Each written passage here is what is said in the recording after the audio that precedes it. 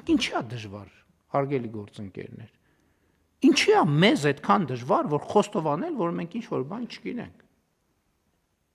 Չեմ հասկանում, ինչի է այդքան դժվար։ Ես հասկանում եմ նաև այն պատճառով,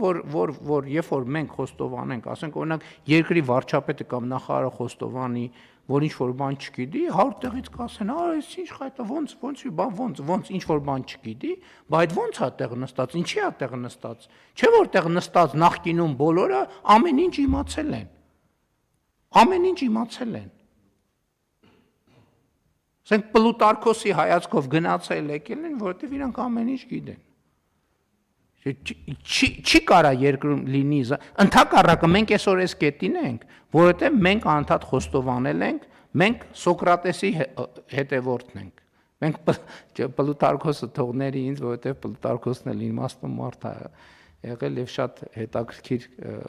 բան ունի։ Տենց չգիտեմ, մենք գիտենք, որ ոչինչ չգիտենք։ Եվ պետքա գնանք այս տրամաբանության մեջ։ Եվ ես ուզում եմ այն մարդը, որ ամեն ինչ գիտի, հայտարարի Հայաստանի Հանրապետությունում, ով կա,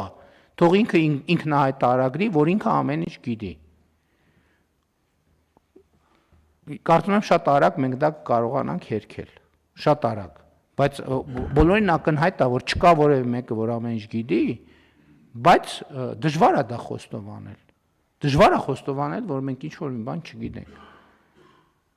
Սրա համար է, որ կրթությունը մեզ համար ռազմավարությունների ռազմավարությունը, որովհետև կրթությունը սկսում է նայից, որ դու հասկանում ես, որ ինքնախոստովանում ես կամ ինչի ինքնա, հրապարակային նաև ոչ մի բարդություն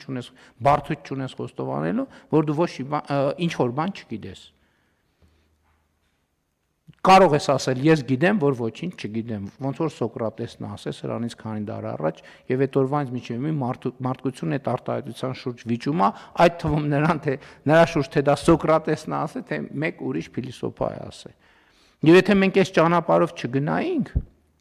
այո, մենք այսպես վերաբերվել ենք ամեն ինչին։ Մենք այսպես վերաբերվել ենք նաեւ ակնհայտ աքսիոմատիկ բաների, այդ թվում Ղարաբաղի կոնֆլիկտին։ Ակնհայտ աքսիոմատիկ բանի։ Այո, մենք մտել ենք այնտեղ, որը տաբու է, չի կարելի հարց տալ դրա մասին, չէր կարելի հարց տալ դրա մասին, բայց այսօր սա Հայաստանի Հանրապետությունում դարձել է նորմալ քաղաքական դիսկուրս եւ սա առաջընթացի անխուսափելի ճանապարհ է, որ մենք մեզ հարց տանք, լավ, այս ո՞նց եղավ։ Ինչի է տենց եղել։ Ինչի է այս մի բանը տենց եղել, ինչի է 46 թվին այս տեղի ունեցել, ինչի է 65 թվին այս տեղի ունեցել, ինչի է 73 թվին այս տեղի ունեցել։ Մենք այդ հարցերը մինչև չտանք եւ չխոստովանենք, որ այդ հարցերը պետքա պատասխան ունենան։ Ինչ ենք մենք մինչև հիմա մտածում 70-ականների մտածողության մոդելներով, ի՞նչն է դրա պատճառը։ Եվ այլն եւ այսպես շարունակ։ Հիմա մեր մոտ խոսույթ է նա, որ միշտ էլ տենց աղը եւ էտել եմ, որ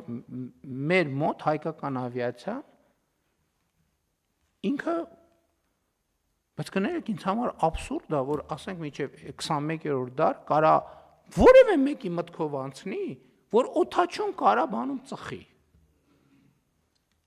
Այդ ինչ է կոչվում։ Խցիկում կարա ծխի։ Ինչ է եղել որ։ Կարա թևնե պատոհանից հանի սենց տնի։ Բայց դա հասկանում եք, որ մեկ ասում ես, հա լավ, բանը չի, հասկացանք։ Հա ծխում այլի։ Լավ, հասկացանք, մի սարքեք ստեղ բանը, Կոպենհագենն է, ինչն է, մի հատ էլ եկել եք վրեքներս բան եք անում, որ ինչ։ Հա